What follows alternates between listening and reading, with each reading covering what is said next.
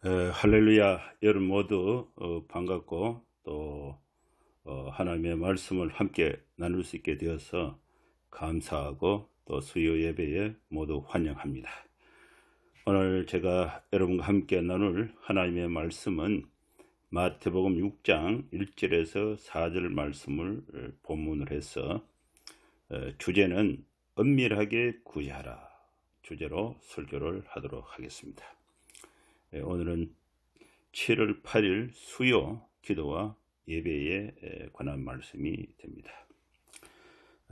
이 말씀은 예수님께서 갈릴리 바닷가 출신인 그 제자들을 산 위에 데리고 가셔서 거기서 교육을 하셨습니다.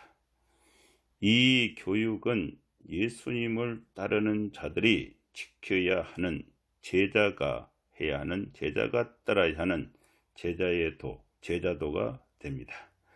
예수님의 그 제자도는 우리 그리스도인들이 지켜야 할 윤리와 관련이 있습니다. 우리는 예수님을 주로 고백하고 또 예수님을 나의 주, 나의 하나님으로 영접해서 하나님의 자녀가 된 사람들입니다. 그래서 우리 그리스도인들은 그리스도를 따르는 제자와 같습니다. 예수님의 제자들은 우리가 따라야 할 나의 제자도와 같은 것입니다.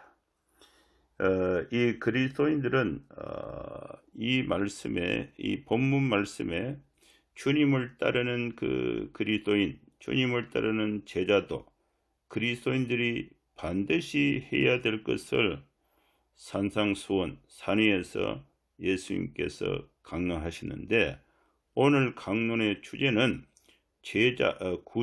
구제에 관한 말씀, 구제에 관한 예수님을 따르는 제자도에 관해서 예수님이 말씀을 하고 있습니다.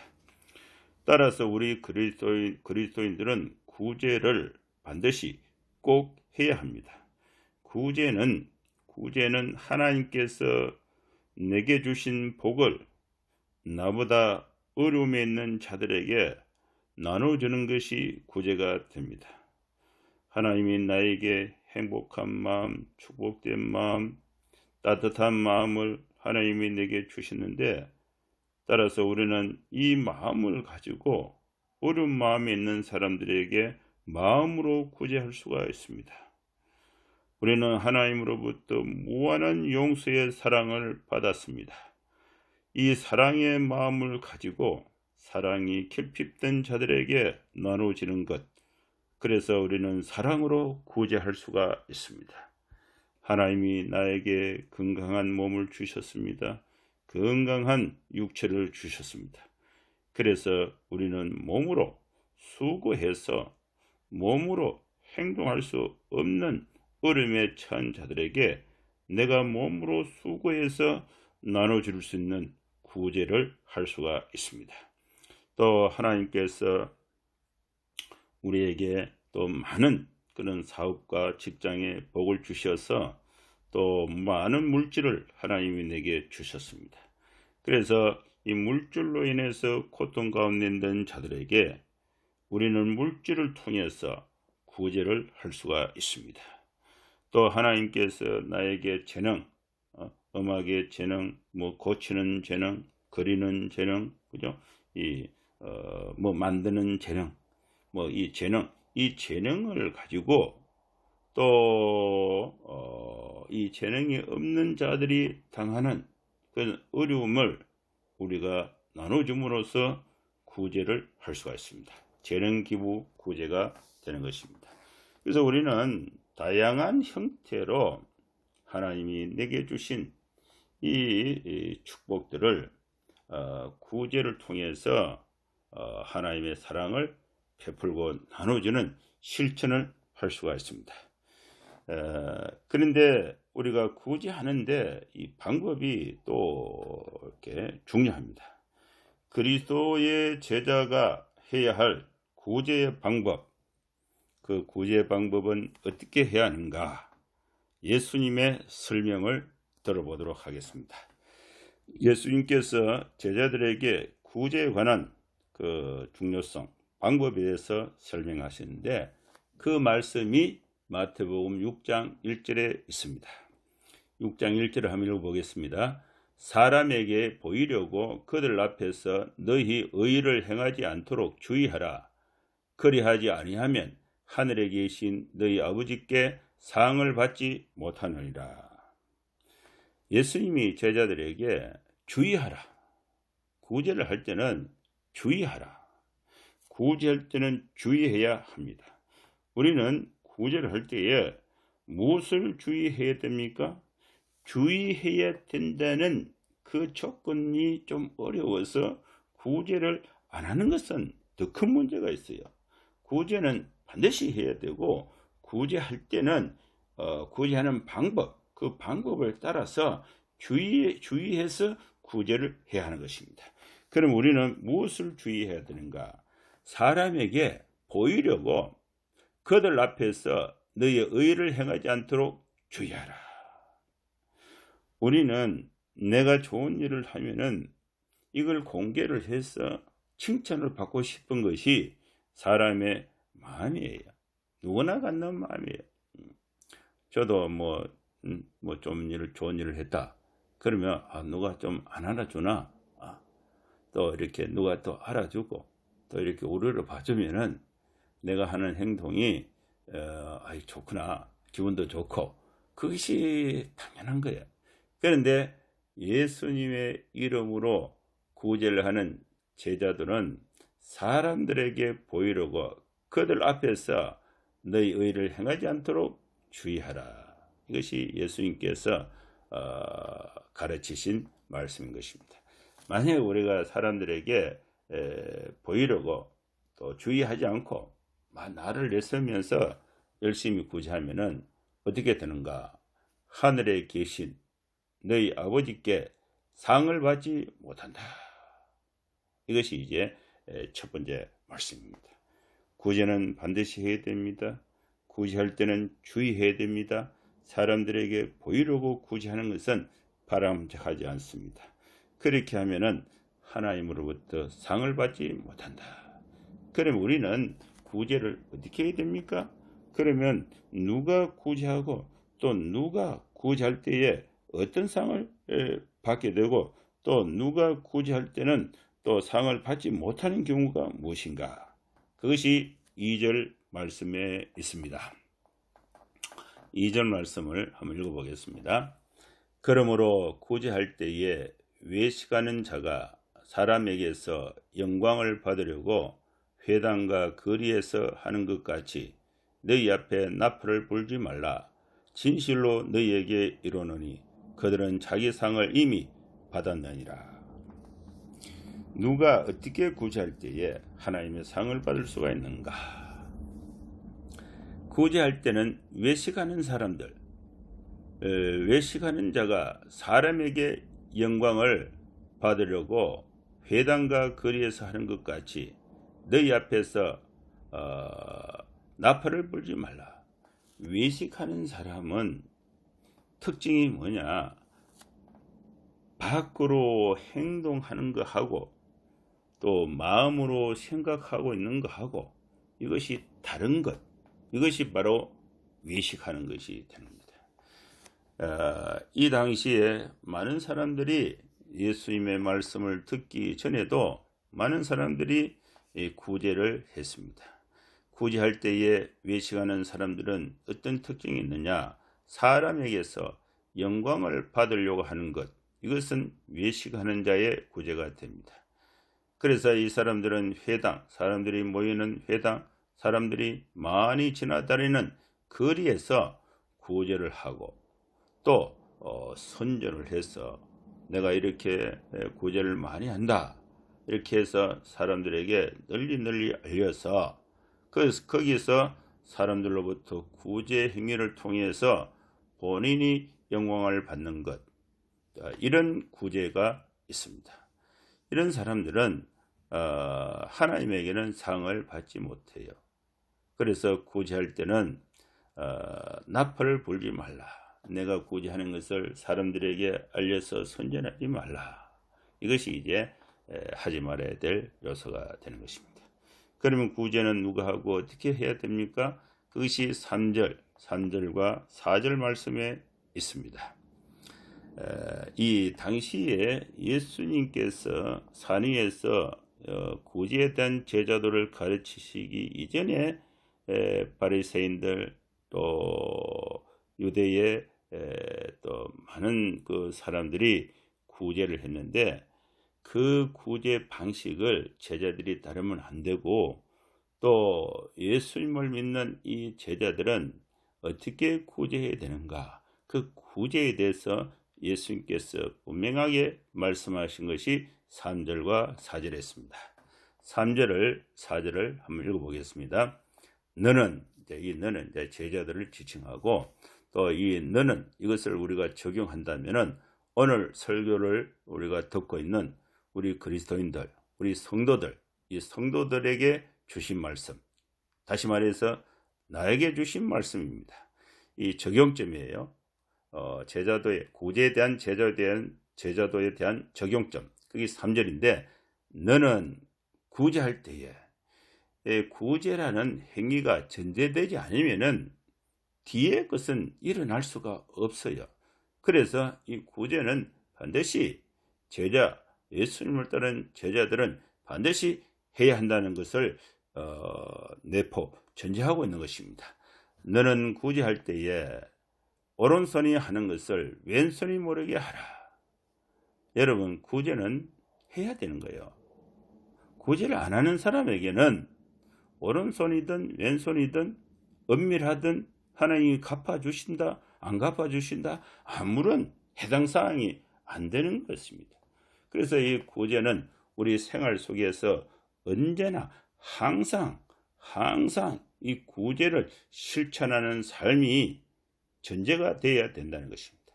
그런데 이 구제할 때에 너는 구제할 때에 오른손이 하는 것을 왼손이 모르게 하라. 여러분, 우리 한 몸에 오른손이 있는데 왼손이 있는데 왼손의 동작 또 오른손의 동작 우리가 인식하지 못합니까? 반드시 인식하지요. 그런데 예수님께서 비유로 말씀하신 거예요.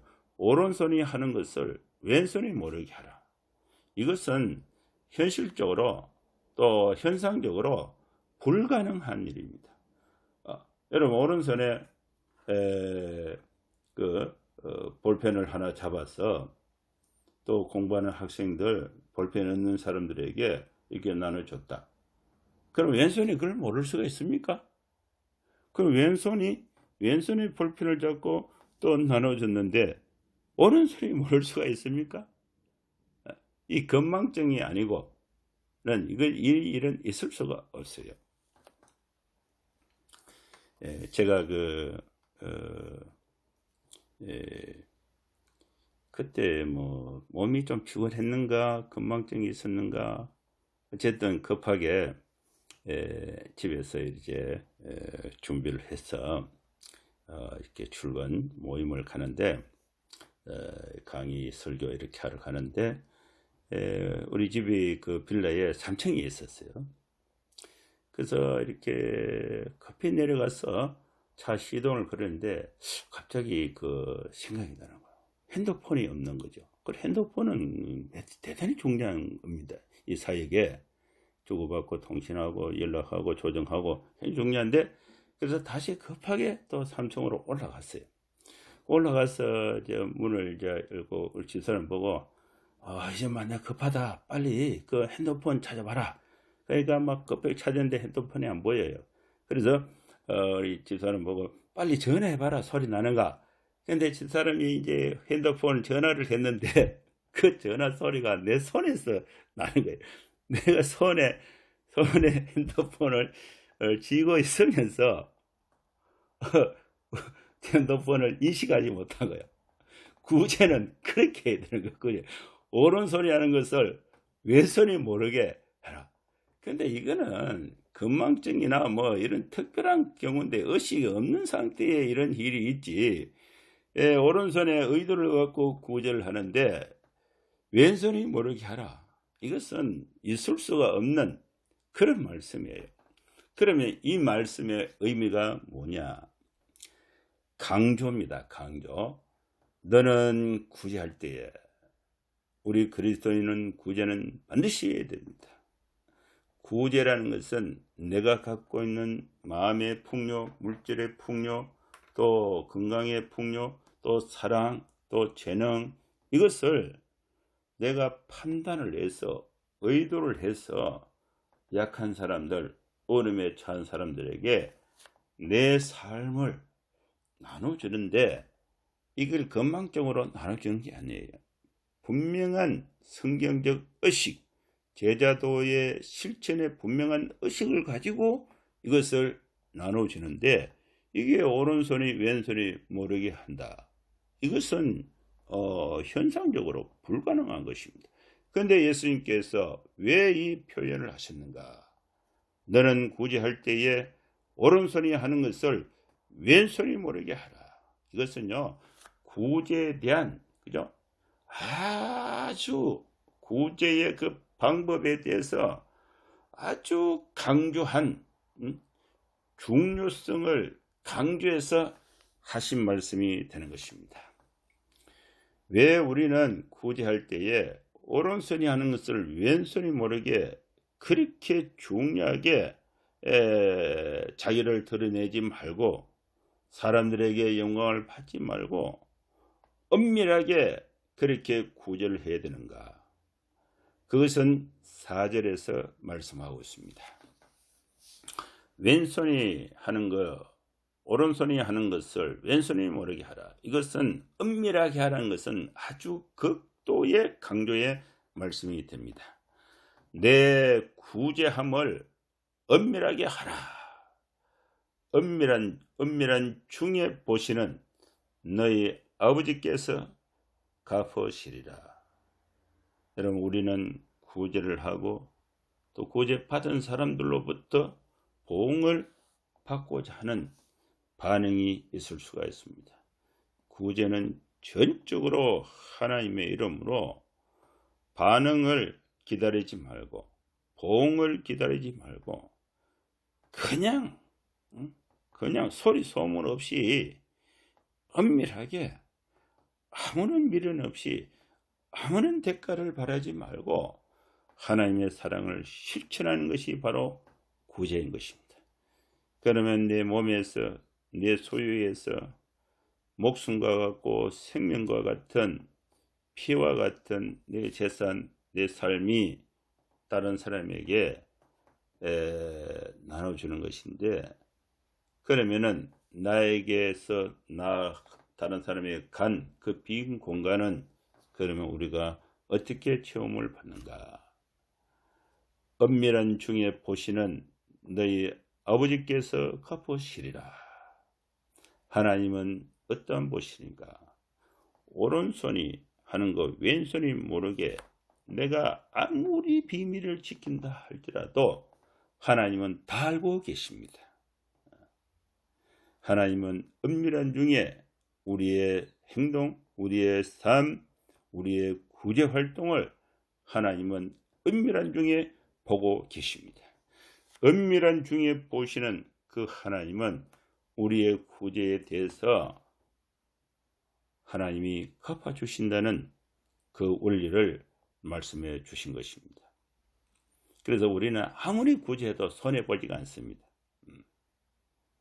그래서 여러분 구제할 때에 망설이지 마세요. 하나님 마음에 감동을 주시면은 여러분 구제하세요. 구제할 때에 방법이 약한 사람을 구제해야 됩니다. 우리가 부자들에게 구제한다는 것은, 그죠? 권력자들에게 구제한다는 것은 그것은 뇌물이 될 수가 있습니다. 그런데 갚을 능력이 없는 사람에게 구제하면은 그 사람이 내 구제를 받고 내게 갚을 능력이 없습니다. 그럼 내가 손해보느냐? 그렇지 않습니다. 내가 구제로 인해서 내 삶의 일부가 다른 사람에게 갔을 때에 내 삶의 그 공간은 누가 채워주시는가? 너희 아버지께서 갚으시리라. 오늘 말씀을 마무리하겠습니다. 우리는 하나님으로부터 여러 가지 축복을 받았습니다. 일단 하나님으로부터 죄사함을 받고 마음의 평안과 기쁨과 행복을 하나님으로부터 축복을 받았습니다. 그리고 건강의 축복을 받았고 물질의 축복을 받았고 가정의 축복을 받았습니다. 이 모든 축복을 내 만족을 위해서 다 사용하면은 굳이 하라는 이 말씀, 이 제자들을 우리가 무시하게 되는 것입니다. 그러면 하나님으로부터 받을 것이 대갚음 받을 것이 없어요. 그래서 구제는 반드시 해야 됩니다. 구제할 때에 이방인처럼 하지 마라. 회당에서 길거리에서 사람들에게 보이려고 하지 마라. 그럼 어떻게 해야 되느냐? 오른손이 하는 것을 왼손이 모르게 은밀하게 하라. 그러면은 하나님은 은밀한 중에 우리의 구제를 보시고 하나님께서 우리의 모든 필요를 갚아주신다는 확신, 믿음을 가지고 우리가 생활 속에서 늘 은밀하게 구제를 실천하는 예수님의 제자, 우리 그리스도인 성도의 삶이 될 수 있기를 우리 주님의 이름으로 축복하고 축원합니다. 한번 기도하겠습니다. 거룩하신 하나님 아버지, 오늘 구제에 관한 주님의 말씀을 들었습니다. 주여, 우리가 어려운 가운데 주님이 우리를 불쌍히 여겨 주셔서 죄사함 받게 하여 주시고 또 하나님의 자녀로서 먹고 입고 마시고 세상의 직장에 나가서 또 사업을 해서 생업을 이어갈 수 있는 무한한 은혜와 축복을 우리가 받았습니다.